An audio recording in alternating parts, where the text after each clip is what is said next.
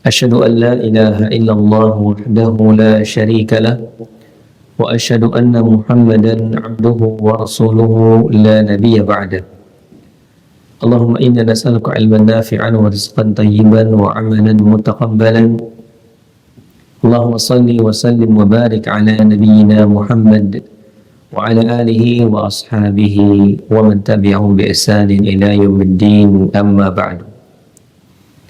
Masyaallah muslimin, para hadirin sekalian, rahimani wa rahimakumullah, para jamaah yang semoga dirahmati Allah Subhanahu wa taala. Alhamdulillah, pada pagi hari ini tentu kita bersyukur kepada Allah Subhanahu wa taala atas segala nikmat yang Allah berikan kepada kita, di mana alhamdulillah pada pagi hari ini kembali kita dapat berkumpul untuk melanjutkan pembahasan kita berkaitan dengan pembahasan kunci-kunci kebaikan, yaitu sebuah kitab kecil yang ditulis oleh Syekh Abdul Razak Al-Badr hafizahullah ta'ala.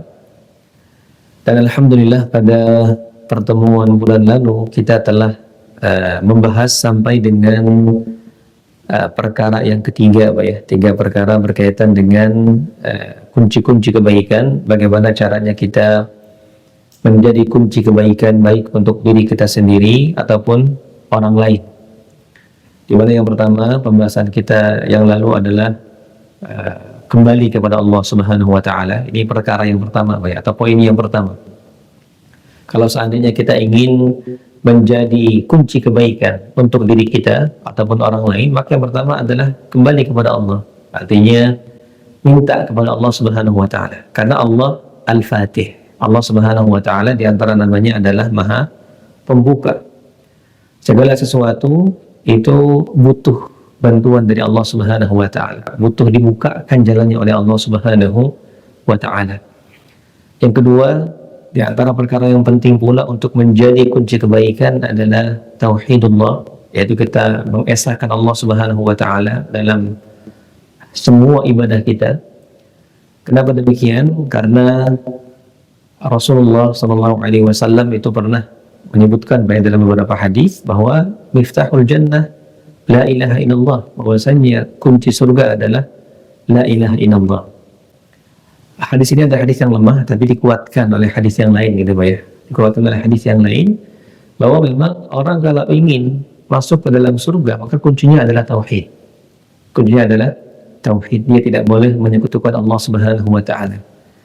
Dan kita tahu surga itu puncak kebaikan, Jadi kalau kita berbicara tentang kebaikan-kebaikan, maka kebaikan yang paling tinggi, paling baik adalah surga Allah Subhanahu wa taala. Maka untuk meraih kebaikan yang paling tinggi ini, kuncinya adalah kita mengesahkan Allah Subhanahu wa taala. Dan yang ketiga adalah ilmu yang bermanfaat. Karena tidak mungkin kita bisa melakukan ibadah dengan benar atau bahkan mengajak orang kepada kebenaran kalau kita tidak tahu ilmunya. Kita nggak tahu ini benar, kita nggak tahu ini salah. Kita nggak mungkin bisa menjadi kunci kebaikan kalau kita tidak berbekal dengan ilmu, khususnya ilmu agama. Bagaimana mungkin kita bisa mengajak orang? Bahkan bagaimana mungkin kita bisa menjaga diri kita? Jadi jangankan kita menjaga orang, jangankan kita mengajak orang, kita menjaga diri kita saja itu nggak bisa kalau tanpa ilmu.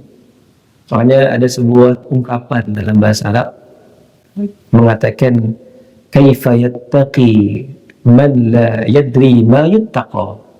Bagaimana mungkin orang bisa menjaga dirinya kalau dia nggak tahu dia harus menjaga dirinya dari apa? Dia nggak tahu apa yang harus dihindari, Dia nggak tahu apa yang harus dia tinggalkan. Bagaimana caranya dia kemudian menjaga dirinya?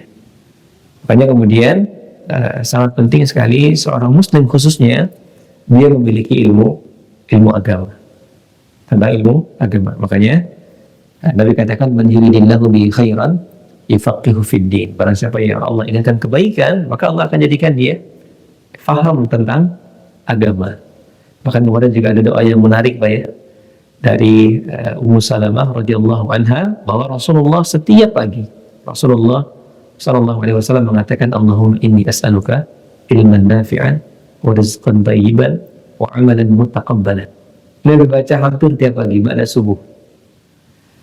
Dan menariknya di doa itu Nabi minta 3 hal, dan yang paling pertama Nabi minta ilmu yang bermanfaat. Allahumma inni as'aluka ilman nafi'an.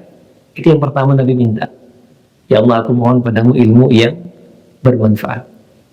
Baru kemudian wa rizqan thayyiban. Baru Nabi minta rezeki yang baik.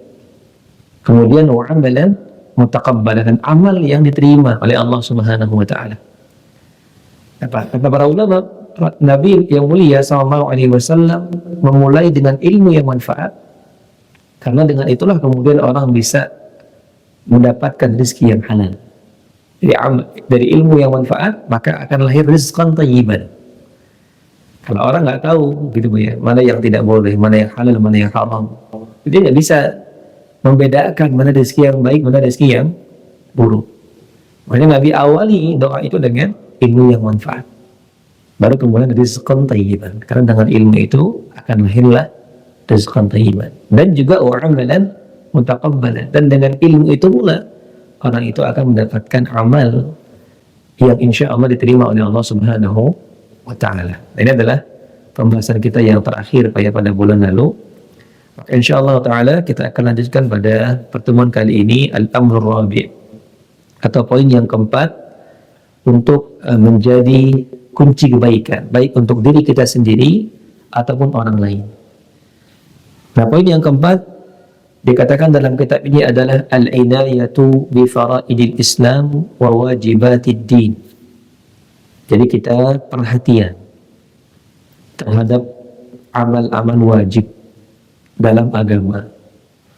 Ini juga diantara perkara yang penting jika seandainya kita ingin menjadi kunci kebaikan, ingin menjadi pembuka kebaikan untuk diri sendiri ataupun orang lain gitu baik. Itu apa ya? Kita taruh perhatian kita, fokus untuk berusaha mengamalkan kewajiban-kewajiban agama, atau secara umum mengamalkan amal-amal soleh. Ini merupakan diantara upaya apa ya, agar kemudian kita mendapatkan kebaikan-kebaikan yang begitu banyak. Nah, kenapa demikian? Karena amal soleh dan dosa gitu ya, itu punya karakter. Dan ini disebutkan oleh Al-Imam Ibnu Qayyim rahimahullah dalam kitabnya Ad-Da' wa Dawa, bahwa sebagian para ulama dulu pernah mengatakan inna min thawabil hasanah al-hasanatu ba'daha wa inna min thawabil sayyi'ah as-sayyi'atu ba'daha. Jadi kata para ulama dulu bahwa di antara bentuk balasan dari Allah Subhanahu wa taala atas kebaikan yang kita lakukan adalah dengan kita melakukan kebaikan yang lain berikutnya. Jadi di antara balasan yang Allah berikan kepada orang yang berbuat baik, Allah mudahkan dia berbuat baik lagi. Sementara sebaliknya kata para ulama, wa inna min thawabis sayyi'ah as-sayyi'atu ba'daha. Dan sebaliknya di antara balasan keburukan yang dilakukan oleh orang, Allah akan jadikan dia melakukan keburukan lagi. Artinya dalam kata lain gitu ya, amal soleh dan dosa ini kalau kita lakukan, dia akan mengajak teman-temannya. Kalau kita melakukan satu kebaikan, maka kebaikan ini akan mengajak kebaikan yang lain untuk juga kita lakukan. Jadi dia akan membuka jalan kepada kebaikan-kebaikan yang lain. Sebaliknya kalau kita melakukan dosa, maka dosa ini akan mengajak dosa-dosa yang lain. Dia akan membuka pintu-pintu keburukan.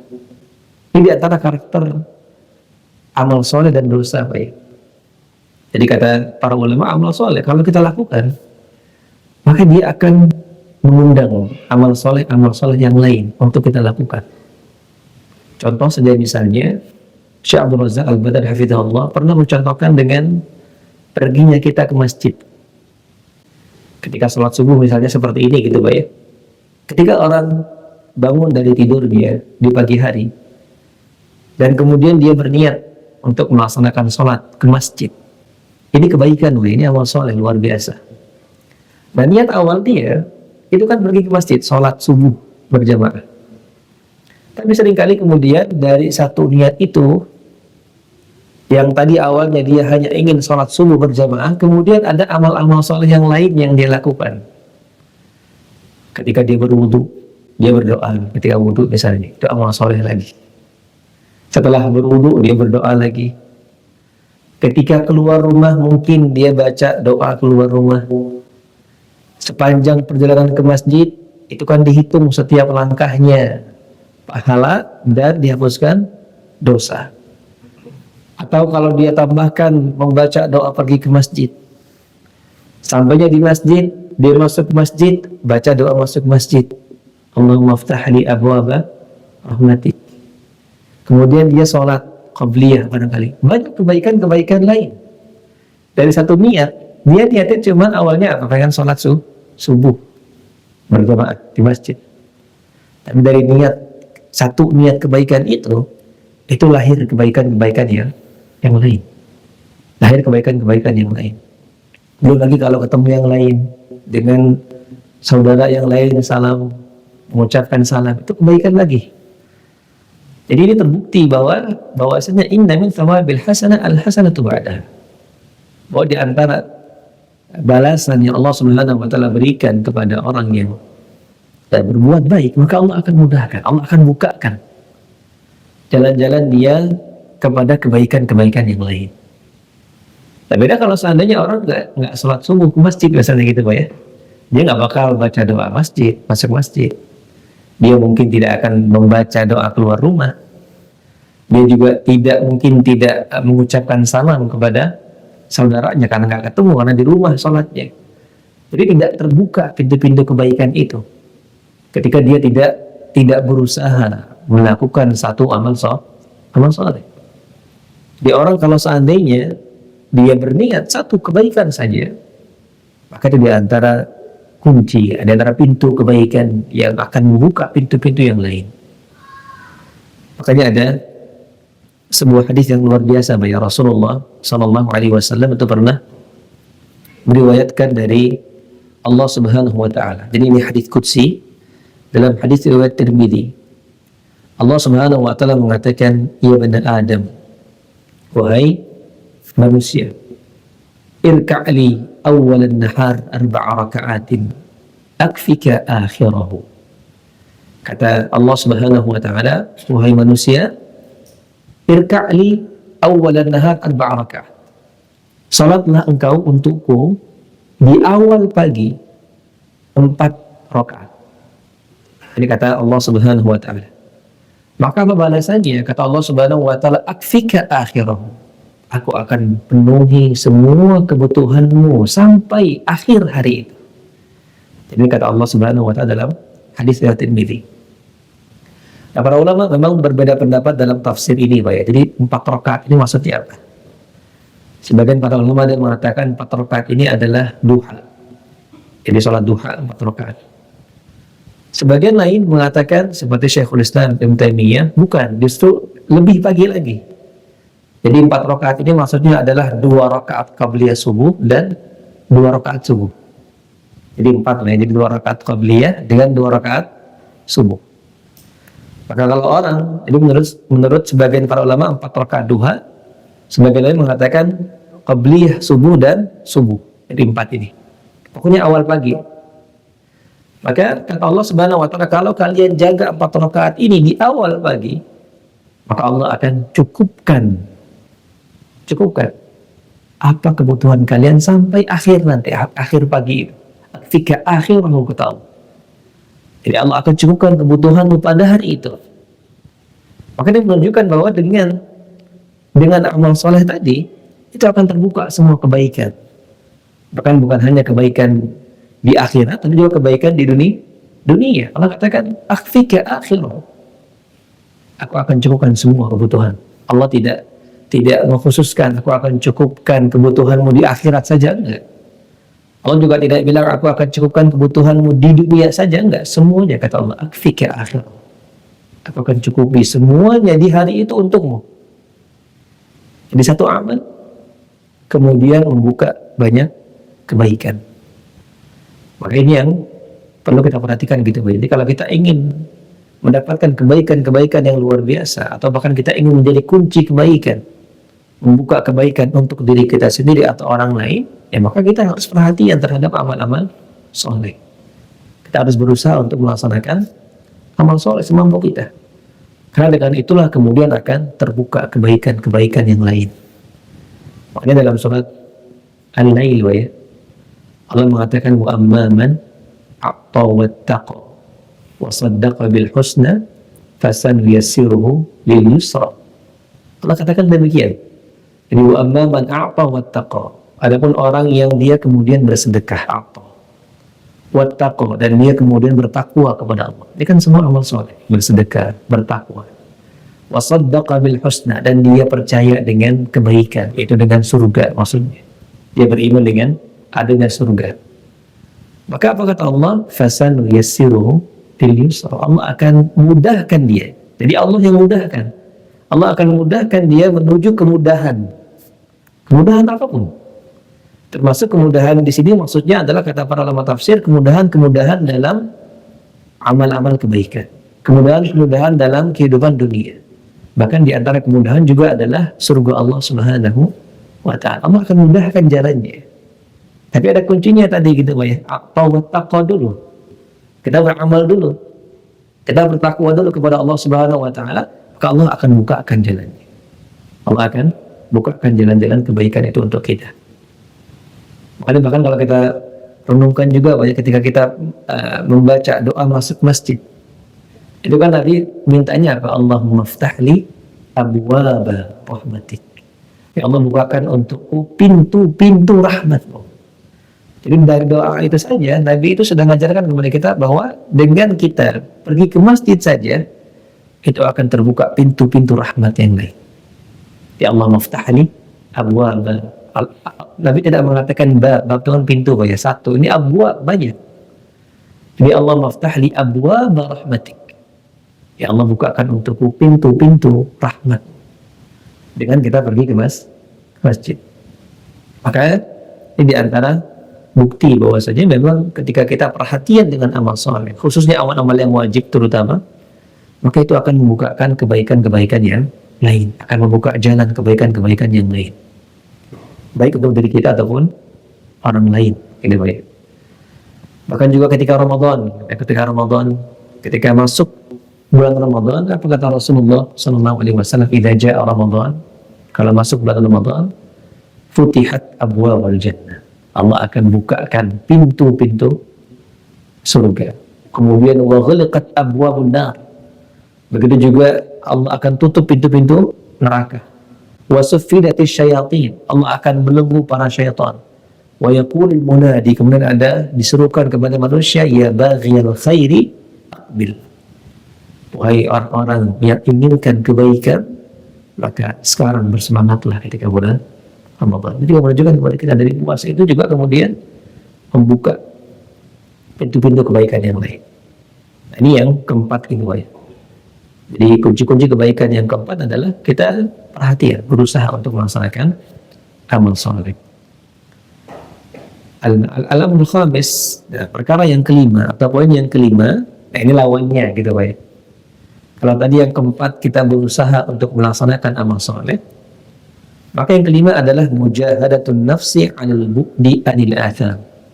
Itu kita berusaha untuk menjauhi dosa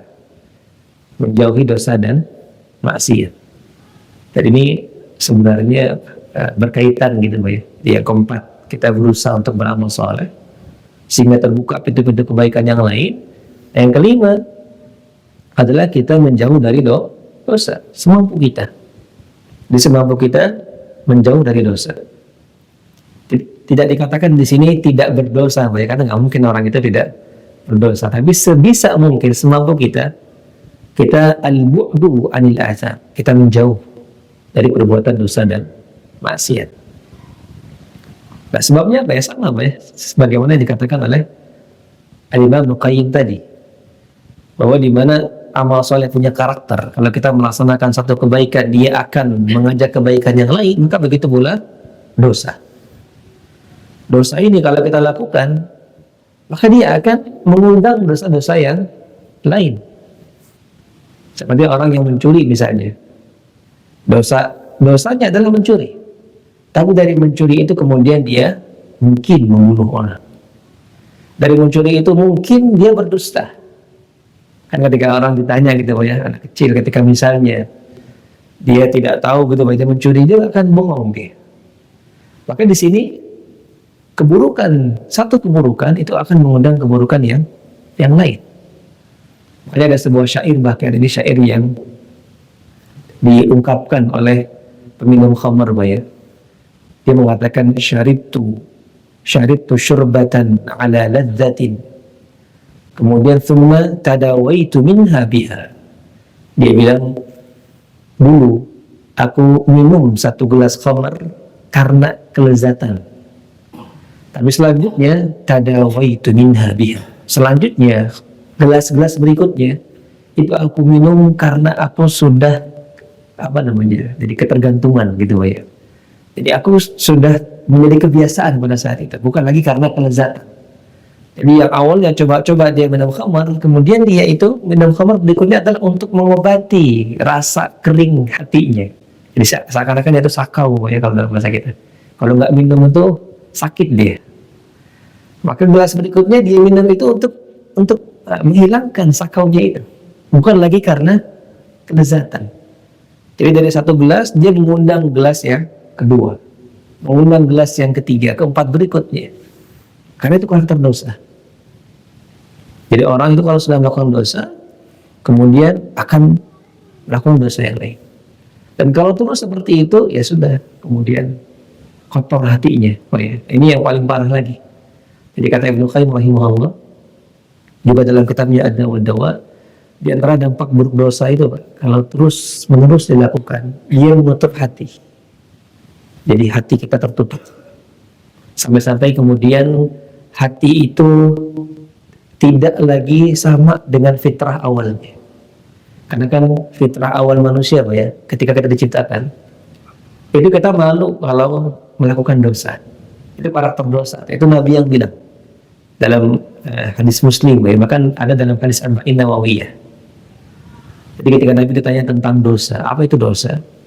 Maka Nabi berikan dua indikator, ya. Al-ithmu ma haka fi nafsik wa karihta ayyatali alaihin nas.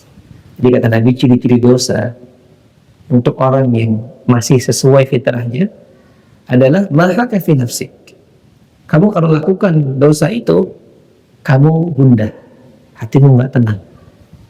Jadi kalau ada satu hal yang kamu lakukan, kamu nggak tenang, itu diantara ciri indikasi bahwa ini dosa. Yang kedua, wa karihta ayyatali alaihin nas. Yang kedua, ciri dosa adalah kamu nggak mau orang lain lihat kamu pernah melakukan itu. Nah, ini karakter hati asal manusia, Pak ya. Jadi ketika Allah Subhanahu wa taala menciptakan manusia, maka dalam hati kita ini ada rasa malu. Di mana itu berfungsi untuk menghindarkan diri kita dari maksiat. Karena dosa tadi, kata Nabi, dosa itu orang secara fitrah, dia pasti malu melakukan dosa.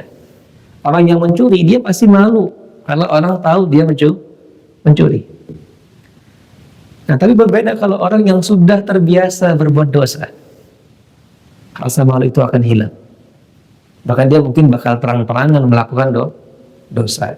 Karena sudah berubah fitrahnya, Pak. Ini adalah dampak buruk dosa. Dia merubah fitrah manusia. Hati yang asalnya bersih, malu, melakukan perbuatan dosa. Ketika sering berbuat dosa, dia nggak malu lagi. Dia nggak malu lagi. Karena hatinya sudah kotor. Karena dosa yang kita lakukan itu kan akan menimbulkan noda hitam di hati. Itu Nabi katakan dalam hadis riwayat Tirmidzi. Jadi idza adzaba 'abdun dzanban nukitat fi qalbihi nuqtatun sauda. Kalau seorang hamba berbuat dosa, maka Allah akan bentuk atau Allah akan berikan noda hitam di hatinya. Fa in taba, kalau dia bertaubat, suqila qalbu, Allah akan bersihkan hatinya. Tapi fa in ada, tapi kalau dia terus melakukan dosa, enggak sama sekali bertaubat sama Allah Subhanahu wa taala, zida fiha hatta ta'yu qalbu. Maka noda hitam itu akan terus bertambah sampai hatinya hitam, tertutup. Nah, kalau sudah tertutup, ya sudah, hati itu tidak lagi sesuai dengan fitrahnya. Dia justru akan terus membutuhkan maksiat. Jadi dia seperti ikan yang keluar dari air kalau nggak bermaksiat gitu ya. Jadi sakau hatinya itu, sakau dirinya kalau dia tidak berbuat dosa. Nah ini yang paling parahnya. Karena dosa itu akan melahirkan dosa yang lain. Dan kalau terus dibiarkan, dia akan menutup hati. Dan Syekh Abdul Razak Al-Badr hafizahullah itu pernah mengumpamakan dengan orang yang mengumpamakan bagaimana dosa itu gitu ya. Kalau terus dilakukan akan merubah fitrah. Itu diumpamakan dengan orang yang memakai baju putih. Orang yang memakai baju putih yang berjalan di tengah lumpur. Jadi orang kalau pakai baju putih baru bersih gitu Pak ya. Jalan lewat becek. Kira-kira jalannya bakal gimana Pak?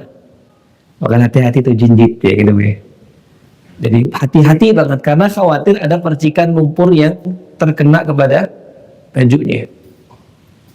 Kalau kemudian qadarullah terpercik satu, maka mungkin dia masih hati-hati Pak ya.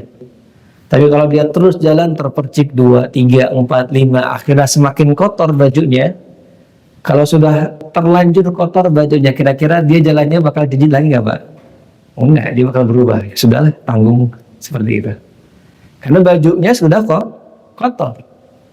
Maka dia bilang ya sudah tanggung nih, ya sudah dia jalan aja. Sekalian aja kotorin bajunya kan gitu Pak ya. Maka begitu hati juga. Awalnya ketika hati itu sesuai fitrah, dia akan takut, malu, dan melakukan dosa. Tapi ketika ada dosa lain yang datang, dia lakukan lagi.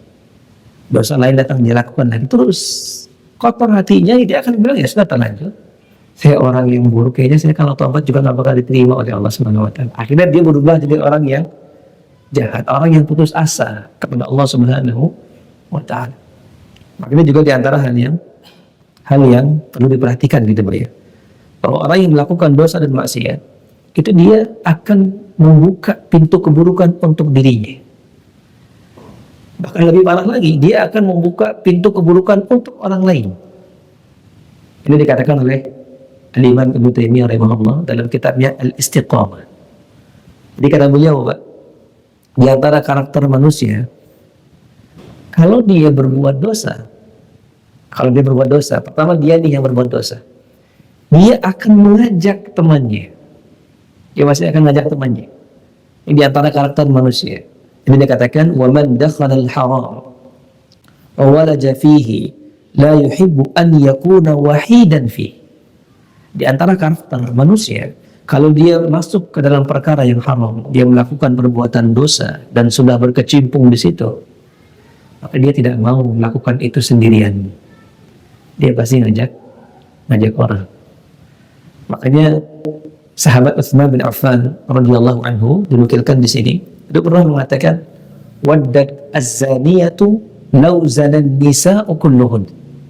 Jadi kata Utsman bin Affan radhiyallahu anhu, bahwasannya wanita pezina itu sangat ingin kalau seandainya semua perempuan itu juga berzina seperti dia.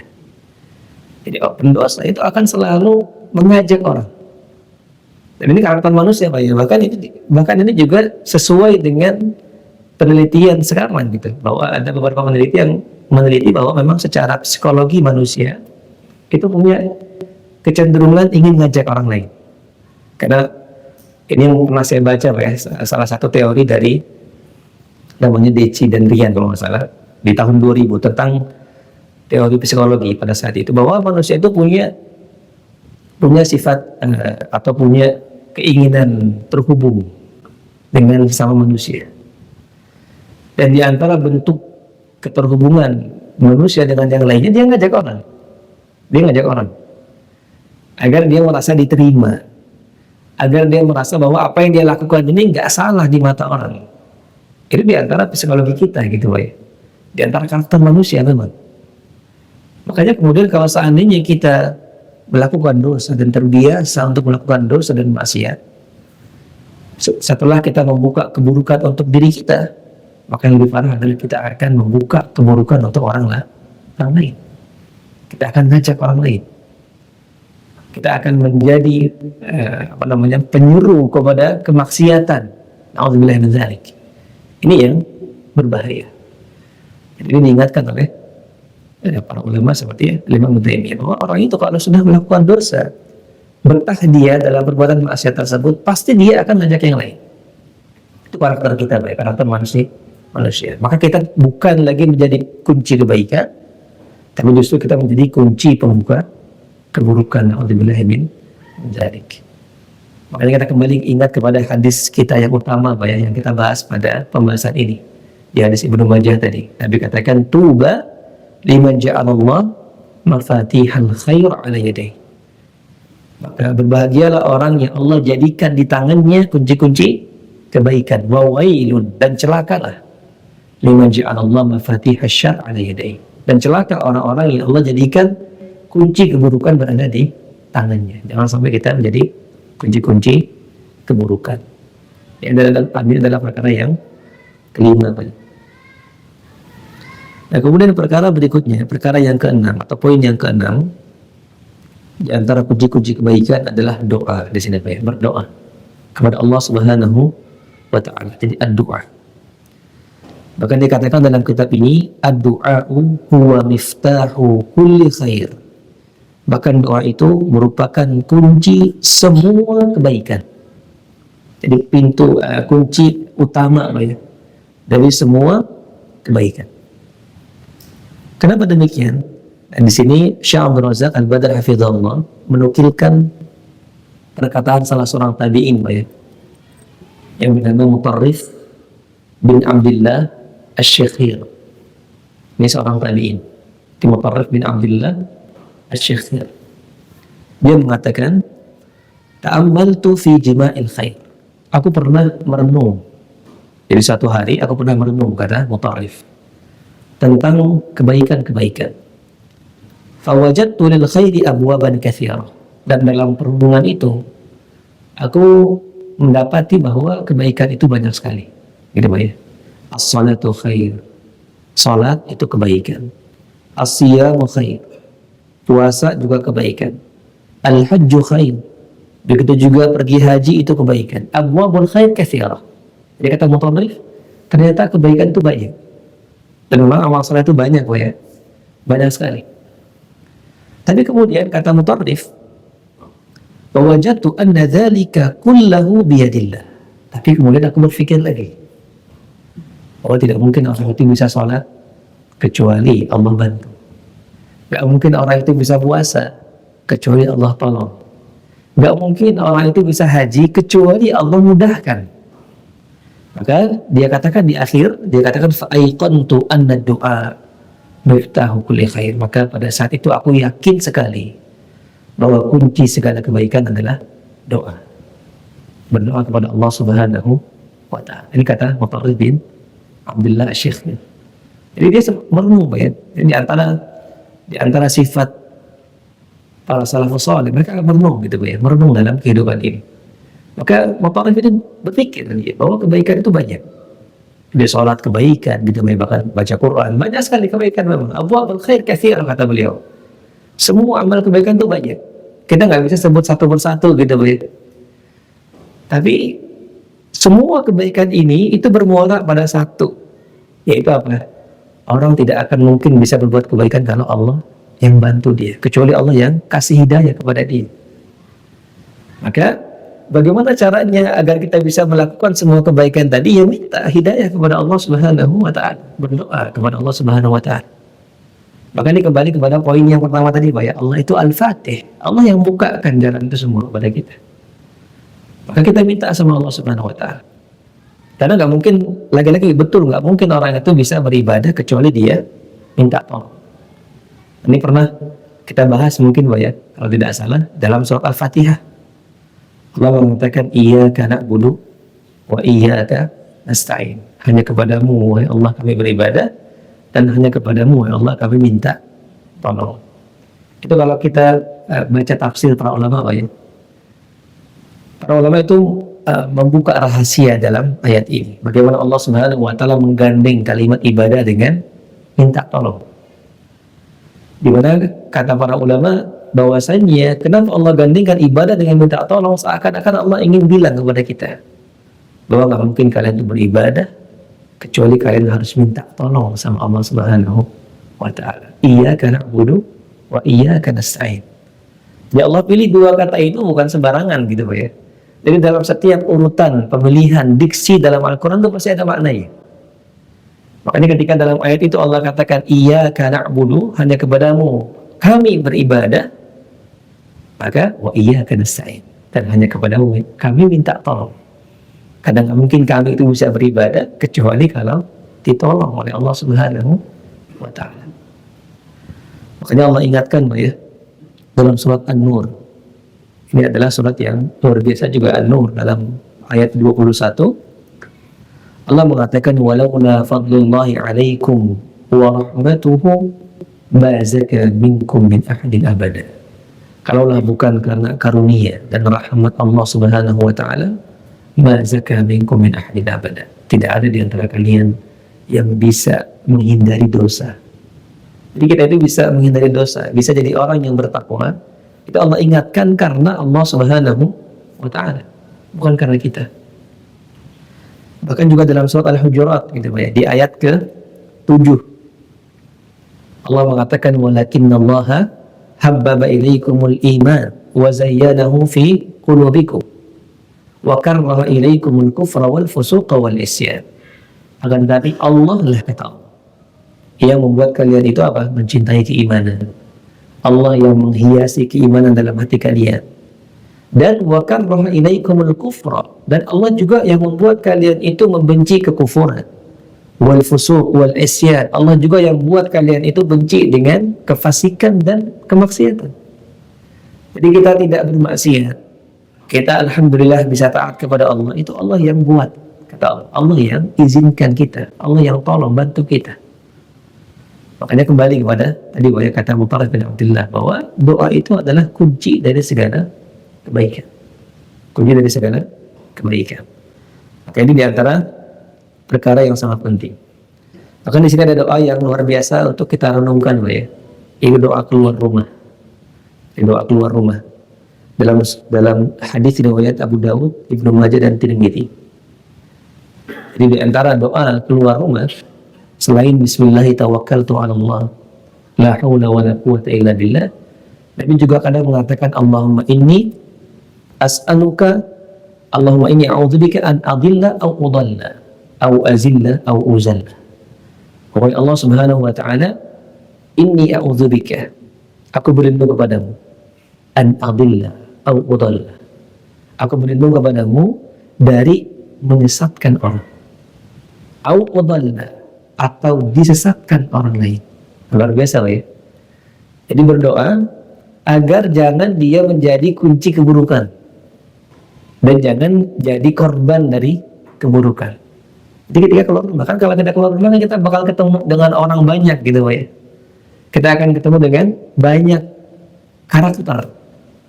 Makanya Nabi ketika keluar rumah di antara doanya adalah Allahumma inni a'udzubika an adilla au udalla. Ya Allah, aku berlindung kepadamu dari menyesatkan orang lain. Ini kan memberikan keburukan kepada orang lain, menjadi kunci keburukan. Au udalla, atau aku juga berlindung kepadamu agar aku tidak disesatkan oleh orang lain. Kemudian au azilla au uzalla, dan aku berlindung kepadamu dari menjatuhkan orang lain, menggelincirkan orang lain, dan digelincirkan oleh orang lain. Lagi-lagi boleh, jadi berlindung agar kita tidak memberikan keburukan kepada orang lain dan juga tidak diberikan keburukan oleh orang lain. Au azla au azlima au uzlam. Begitu juga aku berlindung kepada ya Allah, jangan sampai aku menzalimi orang lain dan jangan sampai aku dizalimi oleh orang lain. Au ajhala au yujhala alayya, dan jangan sampai aku membodohi orang lain dan jangan sampai pula aku dibodohi oleh orang lain. Ini doa luar biasa Pak ya, doa keluar rumah. Jadi setelah Bismillah tawakkaltu 'ala Allah, la haula wala quwwata illa billah, maka Nabi baca doa ini, Allahumma inni a'udzubika an adilla au udalla au azilla au uzalla au azlima au uzlama au ajhala au yujhala alayya. Doa yang lagi-lagi doa minta, mohon kepada Allah Subhanahu wa ta'ala jangan sampai kita jadi kunci keburukan. Kembali kepada hadis utama tadi bahwa tujuan kita adalah bagaimana caranya kita menjadi kunci kebaikan. pembuka kebaikan untuk diri kita sendiri ataupun orang lain. Maka ini hal yang keenam gitu Pak ya, hal yang keenam. Nah berikutnya al-amru as-sabi'. Jadi perkara yang ketujuh atau poin yang ketujuh ini belum selesai Pak ya. Berapa menit lagi nih Pak? Belum Pak ya? Baik. Kemudian perkara yang ketujuh. Jadi perkara yang ketujuh di antara upaya untuk kita menjaga agar kita menjadi pintu kebaikan dan tidak menjadi pintu keburukan adalah tajannubu mawaridil fitan wa syubhat. Yaitu kita hati-hati gitu Pak ya. Terutama dalam hal-hal yang syubhat, hal-hal yang sama. Di hal-hal yang sama. Itu disebut dengan syubhat. Artinya kita nggak tahu ini halal atau haram. Ini boleh atau tidak. Ini perkara-perkara syubhat, perkara yang kita nggak tahu. Maka ini teringat dengan hadis Nabi Pak ya. Jadi ada hadis Nabi dalam hadis Bukhari Muslim. Dan ini juga ada dalam hadis Arba'in Nawawiyah di hadis ke-6 dari Nu'man bin Bashir. Bahwa Nabi itu pernah mengatakan innal halala bayyin wa innal harama bayyin wa bainahuma umurun mushtabihat la ya'lamuhunna katsirun minan nas. Dikatakan bahwa perkara yang halal itu jelas dan perkara yang haram juga jelas. Wa bainahuma umurun mushtabihat. Dan di antara keduanya, antara halal dan haram, ada hal-hal yang sama. La ya'lamuhunna katsirun minan nas. Di mana kebanyakan orang tidak tahu hakikatnya. Jadi di sini Nabi mengatakan Pak ya, jadi perkara syubhat itu perkara yang samar, itu sifatnya tergantung orang, subjektif. La ya'lamuhunna katsirun minan nas. Kebanyakan orang nggak tahu perkara ini hakikatnya. Tapi sebagian orang ada yang tahu. Yaitu orang-orang yang punya ilmu. Para ulama khususnya, gitu Pak ya. Mereka tahu. Atau orang-orang yang punya ilmu dunia misalnya. Contoh misalnya Pak ya. Contoh misalnya. Ada sebuah makanan. Misalnya kuliner lah, gitu Pak ya. Kuliner. Dengan nama baru gitu misalnya. Kita nggak tahu, nggak pernah dengar sama sekali nama kuliner ini. Dan tidak ada label halal dari MUI-nya. Kira-kira itu jelas atau belum Pak halal haramnya Pak? Jelas atau tidak Pak?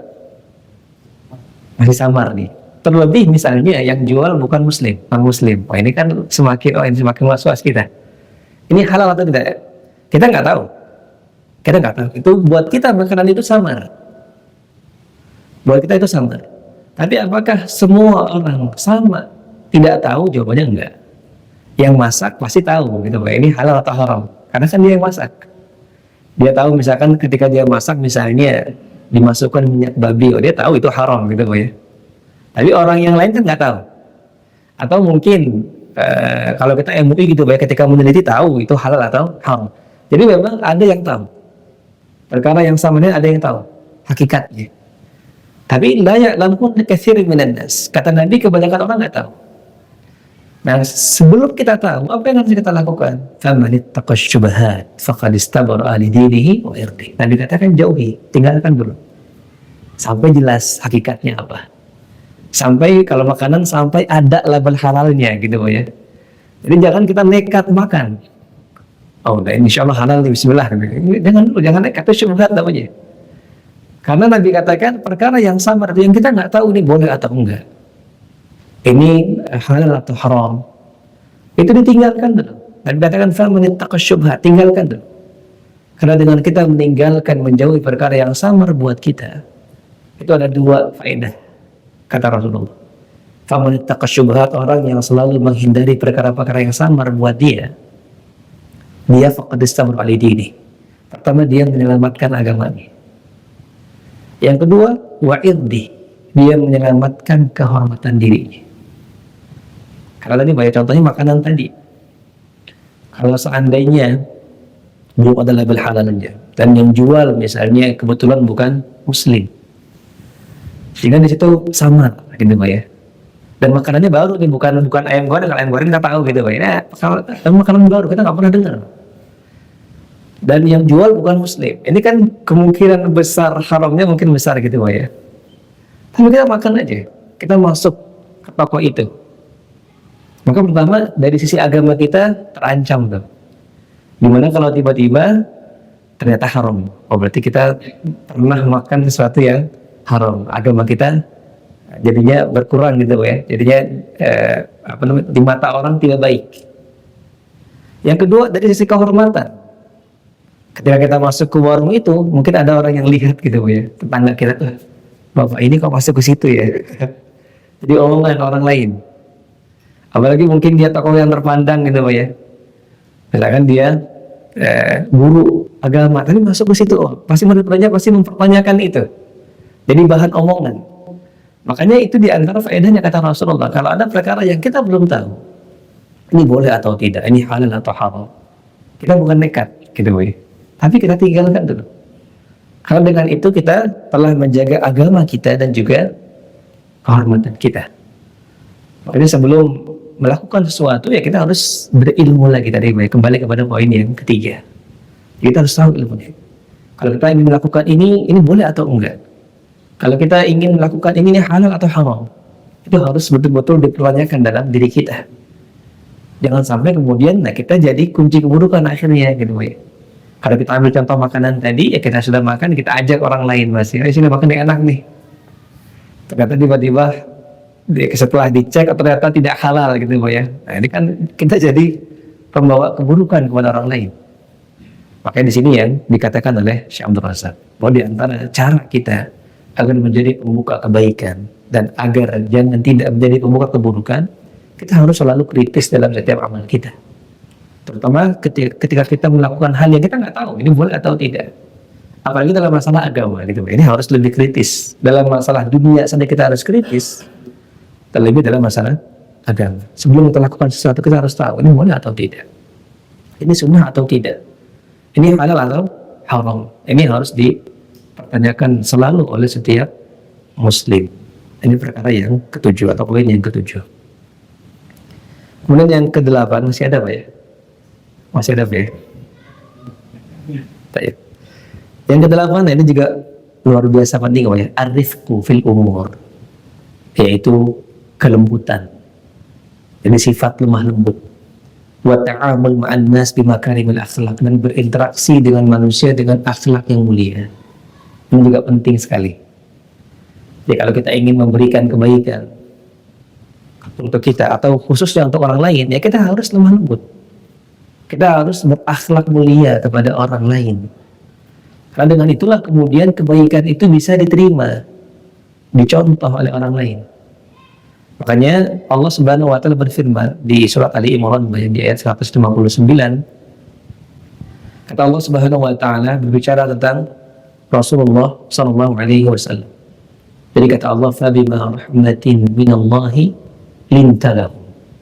Sungguh karena rahmat Allah lah wahai Muhammad, engkau punya sifat yang lemah lembut kepada mereka, umatmu. Walau kunta faddan ghalidhal qalbi, kalau seandainya engkau punya perangai kasar, hati yang keras wahai Muhammad, lan faddu min haulik, maka orang itu tidak akan pernah mau dekat denganmu. Maka ini kata Allah Subhanahu wa taala menggambarkan karakter Nabi ya. Nabi itu orang yang lemah lembut, orang yang luar biasa. Bahkan dikatakan Nabi itu nggak pernah marah gitu ya. Bahkan kata Aisyah, Nabi nggak pernah mukul dengan tangannya kecuali kalau lagi perang. Itu kata Aisyah ya. Jadi ma daraba Rasulullah biyadihi qattun. Kata Aisyah, Nabi tidak pernah memukul sesuatu apapun dengan tangannya, nggak pernah. Kecuali apa? Kecuali ketika perang. Karena kalau perang kan harus memukul musuh ya. Nggak mungkin musuh nggak dipukul, karena dipukul. Tapi ketika kesehariannya kepada budaknya, kepada istrinya, kepada sahabat-sahabatnya, Nabi nggak pernah mukul. Ini kata Aisyah radhiyallahu anha. Bahkan juga Nabi tidak pernah mengangkat suaranya, tidak pernah berkata buruk. Nabi itu laisa fahishan wala mutafahishan. Nabi itu bukan orang yang suka mengucapkan kalimat-kalimat yang buruk, kalimat-kalimat yang kasar. Wala mutafahishan. Nabi juga bukan orang yang sengaja gitu ya. Jadi fahish adalah orang yang sudah karakternya seperti ngomong kasar. Juga ada orang yang mutafahish. Jadi mutafahish, dia sengaja ngomong kasar. disengaja ngomong kasar. Jadi ada orang itu kalau ngomong kasar atau ngomong jorok, ada yang refleks gitu ya, emang karakternya kayak gitu. Ada yang disengaja biar kelihatan kasar aja gitu ya, biar kelihatan menyeramkan kayak gitu. Tapi Nabi tidak seperti itu. Nabi itu laisa fahishan wala mutafahishan. Nabi tidak pernah ngomong kasar baik disengaja atau tidak, enggak. Makanya ini kata Allah sendiri bahwasanya Allah itu memberikan rahmat kepada Rasulullah dengan akhlak yang lembut ini. Karena kalau seandainya Nabi itu kemudian hatinya keras, perangainya kasar, orang nggak bakal dengar. Makanya Nabi juga pernah bilang dalam hadis Muslim, Nabi katakan, "Man-rifqu fi syai'in illa zana, wa ma nuzi'a min syai'in illa syana." Dalam hadis ini kata Rasulullah, tidaklah kelemah lembutan diletakkan dalam satu hal, dalam sesuatu hal, illa zana, kecuali kelembutan itu akan menghiasinya. Wa ma nuzi'a an syai'in illa syana, dan tidaklah kelembutan itu hilang dari satu hal kecuali itu akan memperburuk hal tersebut. Jadi kadang-kadang ada kebaikan, baik itu baik. Tapi ketika disampaikan kemudian oleh kita dengan cara yang tidak lembut, dengan cara yang kasar, orang nggak mau terima. Padahal yang disampaikan itu baik. Dan sebaliknya ada hal yang tidak baik misalnya. Tapi kalau disampaikan dengan kelembutan, orang terima. Seperti orang-orang yang misionaris di pelosok-pelosok itu, yang mengajak kaum muslimin untuk murtad. Ketika mereka datang ke pelosok desa kaum muslimin, apa yang mereka lakukan, Mbak? Ngasih sembako, lemah lembut luar biasa, dilayani, sehingga kemudian banyak desa-desa yang dulunya muslim kemudian berubah menjadi Nasrani misalnya. Padahal itu hal kufur gitu, itu adalah hal kekufuran, menyembah selain Allah Subhanahu wa Ta'ala. Tapi ketika dikemas dengan kelembutan, itu orang tertarik kemudian. Maka kaum muslimin yang benar agamanya justru lebih harus lemah lembut ketika mengajak orang lain. Makanya diingatkan dari "Marrifku fi syai'in illa zad." Tidaklah kelembutan itu ditaruh dalam satu hal kecuali dia akan menghiasi hal tersebut. Makanya kemudian kita harus berlemah lembut. Bahkan Nabi ketika Fatu Makkah, bayangkan Nabi itu ketika membebaskan kota Mekah, di mana beliau itu asli Mekah. Beliau diusir, disiksa oleh orang-orang Mekah, sampai beliau akhirnya terpaksa meninggalkan Mekah, hijrah ke Madinah. Kemudian di momen Fatu Makkah, Nabi bisa menaklukkan Mekah. Kira-kira Pak, kalau kita nih Pak jadi Nabi, kira-kira kita bakal balas dendam atau gimana Pak? Kalau kita nih, itu kan orang yang dulu musuhin kita nih di sana. Kalau kita orang biasa, pasti momen itu akan dijadikan ajang membalas dendam gitu Pak ya. Rasain kamu sekarang, kamu dulu mengusir saya kan, kamu dulu nyiksa saya, sekarang saya siksa kamu. Kan seperti itu mestinya orang. Tapi Nabi enggak. Ketika masuk Fatu Makkah, Nabi tidak memerangi orang yang tidak memeranginya. Sudah masuk ke rumah, maka kalian akan aman, kata Rasulullah Sallallahu Alaihi Wasallam. Bahkan ketika Fatu Makkah, Abu Bakar As-Siddiq radhiyallahu anhu itu menggandeng ayahnya, karena ayahnya belum masuk Islam Pak ya. Ayahnya Abu Quhafah namanya, ayahnya Abu Bakar. Abu Bakar punya ayah namanya Abu Quhafah. Orang tua, semua sudah putih rambut dan jenggotnya, tapi belum masuk Islam. Ketika Fatu Makkah, maka Abu Bakar datang menggandeng ayahnya, bertemu dengan Rasulullah Sallallahu Alaihi Wasallam untuk mengajak masuk Islam. Jadi diantar gitu kepada Rasulullah Sallallahu Alaihi Wasallam ketika itu masih di luar kota Mekah. Ini dalam hadis riwayat Ahmad. Nah, ketika Abu Bakar datang dengan ayahnya yang sudah tua ini, sudah putih beruban semua rambut dan janggutnya, maka apa kata Rasulullah ya? Nabi katakan dalam hadis ini, "Halla tarakta asy-syaikh fi baitihi hatta akuna ana atihi fi." Wahai Abu Bakar, kenapa engkau bawa bapakmu ke sini? Biarkan orang tua itu di rumah, biar saya yang datang menghampirinya, kata Rasulullah SAW. Jadi beliau pemimpin ya, tapi beliau nggak mau didatangi Rasulullah. Akhlaknya, kelembutan Rasulullah. Tapi katakan orang sudah tua di rumah, jangan paksa datang ke sini jauh-jauh, enggak. Kamu datang saja ke sini, bilang kepada saya, ayahmu ingin masuk Islam, saya akan datang. Kata Rasulullah, saya akan datang ke rumahnya. Dia kata Nabi ya, Bahkan sebelum itu ada dalam hadis Bukhari Muslim ya, ini masih di Madinah, menggambarkan bagaimana kelembutan hati Rasulullah SAW dan kerendahan hati beliau, tawadhu. Jadi ketika Nabi di Madinah itu Nabi khalifah, Nabi itu pemimpin, presiden kalau bahasa kita. Ada seorang wanita yang punya hajat, jadi pengen konsultasi kepada Rasulullah Sallallahu Alaihi Wasallam, sehingga dia datang menemui Rasulullah Sallallahu Alaihi Wasallam, yang mana pasti Nabi itu akan dikelilingi oleh sahabat gitu. Jadi perempuan ini malu kalau ngomong di tengah orang, sehingga dia malu untuk mengutarakan hajatnya kepada Rasulullah Sallallahu Alaihi Wasallam, karena Nabi itu pasti ada sahabat lain di sampingnya. Maka kata Nabi kepada perempuan ini, kepada perempuan yang katakan, "Ikhtari fi ayyi sukakin syi'ti a'ti ilaik." Wahai ibu, silahkan kamu tentukan di rumah mana, bahkan di gang mana di kota Madinah ini kamu ingin bertemu sama saya akan datang kepadamu. Dia kata Rasulullah Sallallahu Alaihi Wasallam. Ini Nabi yang datang. Kalau kamu malu di depan orang, kamu mau di rumah, saya datang. Kamu mau di jalan yang sukak itu artinya gang, di jalan kecil di kota Madinah biar nggak kelihatan orang, saya datang. Saya akan penuhi, saya akan jawab kebutuhan. Bagaimana kerendahan hati Rasulullah Sallallahu Alaihi Wasallam. Beliau pemimpin, beliau guru, tapi beliau datang mengayomi umatnya. Makanya kemudian tidak heran ketika Nabi itu adalah sosok yang sangat dicintai oleh para sahabatnya, gitu ya. Bahkan disegani juga oleh musuhnya. Maka ini diantara contoh teladan dari Rasulullah SAW yang harus kita contoh gitu ya, agar berlemah lembut.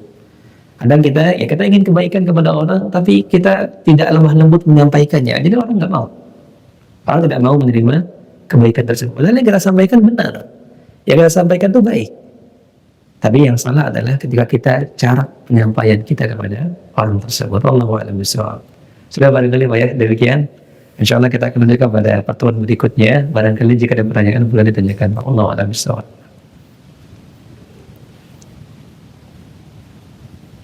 Ada Pak?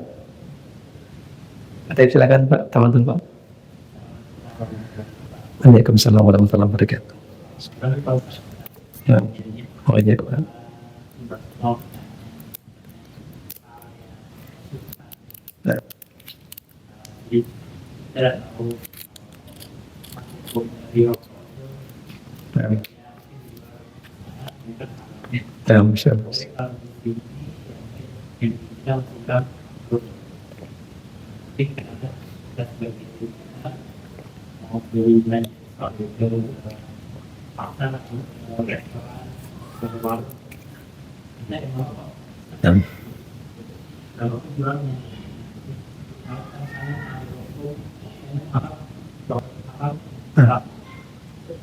Kemudian diantar waktu di makan kita memiliki apa? Masya Allah. Benar. Masya Allah. Barakallahu. Terkait hukum tadi Pak ya. Jadi, nah apakah itu kemudian jadi, mungkin pertanyaan apakah mungkin ini kemudian jadi perkara yang samar gitu Pak ya, syubhat tadi, apakah kemudian kita jadi haram juga membeli barang di warung ini misalnya. Yang pertama, kita ingat dulu ayat dalam surat At-Taghabun gitu Pak ya. Allah Subhanahu wa taala mengatakan fattaqullaha mastata'tum. Kalau kita bertakwa kepada Allah itu ya semampu kita. Jadi hal-hal yang di luar kemampuan kita itu jangan juga kita memberatkan diri kita sendiri gitu Pak ya. Tadi betul dikatakan gitu Pak ya, misalkan dalam rokok misalnya, memang kebanyakan itu haram. Bahkan jadi kalau kita bicara sejarah rokok gitu Pak ya, jadi memang adanya sebagian ulama yang mengatakan makruh dalam rokok itu adalah dulu pada saat awal kemunculan rokok. Jadi memang pada saat itu kan tidak ada penelitian medis gitu Pak ya. Jadi bahaya rokok itu belum terlihat jelas. Makanya kemudian sebagian para ulama itu menganggap itu makruh. Seperti contohnya Imam Al-Baijuri, salah seorang mazhab Syafi'i, salah seorang ulama Syafi'i, Imam Al-Baijuri mengatakan makruh. Tapi kemudian seiring zaman gitu Pak ya, Nah, kemudian ada penelitian medis bahwa ternyata betul-betul banyak bahaya yang ditimbulkan dari rokok, maka bahkan para ulama Syafi'iyah sekarang pun banyak yang mengharamkan. Jadi bahkan ada sebagian syekh yang Syafi'i itu mengatakan kalau seandainya Al-Baijuri hidup pada saat ini, mungkin dia akan merubah fatwanya dari makruh menjadi haram gitu ya, karena memang terbukti mudaratnya. Dan ini yang lebih kuat memang. Nah, ketika kita misalnya kemudian mengambil atau tadi mengatakan merokok haram gitu Pak ya. Tapi kemudian ketika kita misalnya beli makanan gitu Pak ya. Kebetulan penjualnya itu sambil merokok melayaninya gitu Pak ya. Apakah asap rokok itu kemudian jatuh ke makanan, kita makan, kita jadi secara tidak langsung merokok juga gitu Pak ya. Maka jawabannya enggak Pak ya. Karena ini termasuk ke dalam was-was pada saat itu. Karena itu hal yang kita nggak tahu sama sekali. Walaupun kalau kehati-hatian ya boleh-boleh aja. Kalau orang milih hati-hati, saya misalkan saya suka pecel nih, tapi yang jual senang ngerokok sini, enggak saya yang sini aja, itu boleh. Jadi boleh untuk memilih itu boleh gitu Pak ya. Tapi maksudnya apakah kalau kita beli di penjual yang merokok dan asapnya jatuh ke situ otomatis kita dikatakan merokok? Jawabannya enggak. Karena merokok itu dia perbuatannya. Di perbuatannya. Bukan efek atau kita jadi korban, itu kita jatuhnya korban gitu Pak ya. Jadi misalkan ada perokok aktif dan pasif gitu Pak ya. Kalau rokok itu dosa, yang dosa mana? Yang dosa yang aktif, bukan yang pasif. Bahkan yang aktif itu dua dosanya. Satu karena dia merokok gitu Pak ya, karena ini haram, kita kuatkan pendapat yang haram, dia merokok berdosa. Yang kedua dia zalim kepada yang pasif, dia zalim. Jadi dosanya itu banyak sebenarnya. Jadi efek negatif itu banyak sebenarnya. Tapi secara kita beli dari barang itu, apakah kita disebut juga merokok? Jawabannya enggak. Karena itu di luar kemampuan kita gitu ya. Allah alam bisawab. Nah, ada lagi mungkin Bapak? Silakan Pak Fadlan Pak. Sebelum Ustaz, tadi sebut bahwa kebaikan itu nanti akan menghasilkan kebaikan di Ustaz. Itu pun juga kalau dosa seperti dosa itu juga menghasilkan sebuah dosa berikutnya. Karena ketika kita melakukan kalau ada ini waktu masih kecil, saya ada atau juga security atau prinsip itu datang, makanya bapak tidak ada, kan? Tanpa saya tuh nanti mendidik anaknya itu bukan bohong. Dan itu kan sekarang menjadi yang tidak ada itu orang kalau nggak berbohong tanpa sadar itu tidak ada yang bohong, tapi tanpa sadar kalau nggak berbohong itu kan sulit itu kan.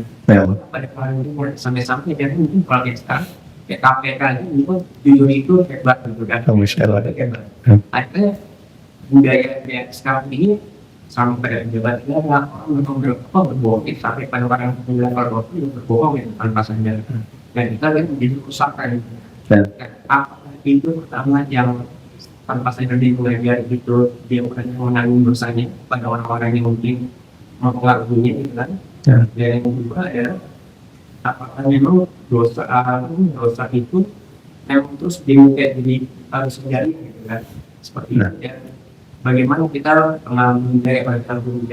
menjaga selera kita kan, orang memang dia punya pengalaman negatif dengan berbohong itu banyak hal yang juga ya. Masya Allah. Nah ini pembahasan luas ya. Jadi memang sifat bohong itu atau sifat dusta sebenarnya kalau kita kalau kita urut gitu Pak, kalau tarik benang merahnya siapa sih yang pertama kali bohong gitu ya. Maka yang pertama kali bohong adalah iblis tentu. Dia kan yang menipu Nabi Adam, dari syaitan. Jadi apakah itu dosa jariah? Betul, dosa jariah dari iblis. Tapi apakah kemudian setiap orang kemudian dia menanggung dosa jariah dusta misalnya? Itu tergantung dia apakah ngajarin atau tidak, dia mencontohkan atau tidak. Kan seperti itu. Karena dosa juga bisa diwariskan, gitu Pak ya. Jadi dosa itu juga bisa diwariskan. Makanya ada sebuah hadis Nabi katakan, man sanna sunnatan sayyi'ah, barang siapa yang mencontohkan sunnah yang buruk, jadi amal keburukan kepada orang, maka fa'alaihi wizruha wa awzaru man 'amila biha, maka dia akan menanggung dosanya dan dosa orang-orang yang mencontoh dia. Jadi tergantung ini kita pernah ngajarin orang bohong nggak? Kalau ternyata pernah, ya berarti itu mungkin khawatirnya itu jadi dosa jariah buat kita. Nah, bagaimana cara menghindarinya? Pertama kita berlepas diri, kita bertaubat kepada Allah Subhanahu Wa Taala. Jadi bertaubat kepada Allah Dan di antara tobatnya ada tadi bahwa saya berlepas diri mungkin dari orang-orang yang apa namanya yang pernah mengambil contoh buruk dari saya gitu ya. Itu di antara cara memutus dosa jariah itu seperti itu. Jadi kita berlepas diri, kita memohon ampun kepada Allah Subhanahu wa taala, dan saya mohon ampun terhadap orang lain mungkin barangkali nyontoh saya yang di luar kuasa kita pasti gitu ya, karena mungkin kita nggak bisa lagi ngingetin. Kalau kita bisa ngingetin, alhamdulillah bahwa saya nggak lagi, misalkan saya nggak mau lagi bohong, itu bisa lebih bagus kita sampaikan kepada orang yang mungkin pernah kita ajarin. Tapi kalau nggak bisa misalnya karena kita mungkin nggak tahu orangnya kemana gitu ya, makanya kita berlepas diri dari orang-orang yang mungkin barangkali pernah mencontoh kita dari keburukan. Makanya ada doa yang diucapkan oleh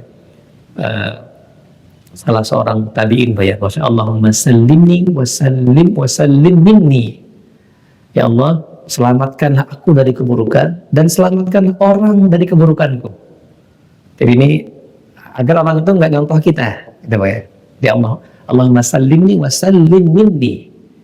Ya Allah, selamatkanlah aku dan selamatkanlah orang lain dariku. Jangan sampai orang itu mencontoh keburukan dari saya, gitu ya. Maka tadi dusta ini misalnya, dia memang perangai buruk yang sudah ada dari zaman dulu gitu ya, memang berlanjut, dan itu akan menyebabkan kerusakan memang. Bahkan Nabi juga pernah mengatakan dalam hadis Bukhari Muslim bahwa iyyakum wal kadhib fa innal kadhiba yahdi ilal fujur wa innal fujura yahdi ilan nar.